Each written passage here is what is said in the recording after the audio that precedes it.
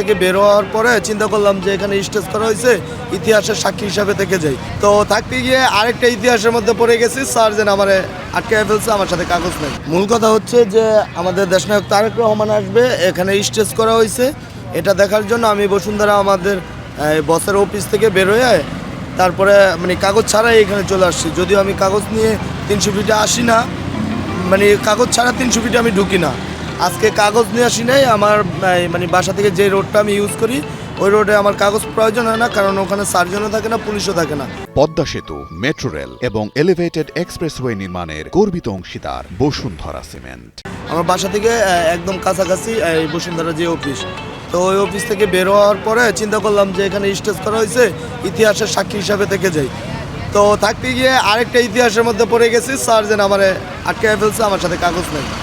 এটা তাদের basic rules, আইন প্রয়োগ করছে তারা। আমি আমার কাগজ আনার জন্য আমাকে সময় দেওয়া হয়েছে, আমি আমার কাগজ আনাচ্ছি, ইনশাল্লাহ আমি আমার কাগজ আনিয়ে পরে আমার বাইক নিয়ে আমি চলে যাব।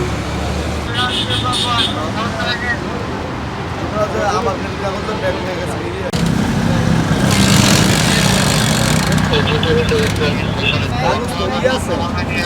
তুই আমাদের পুলিশের নিয়ে যা।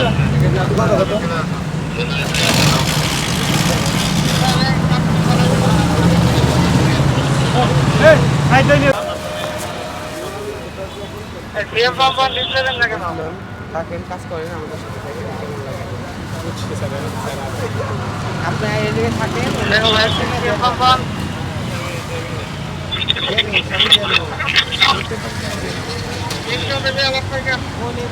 লাগবে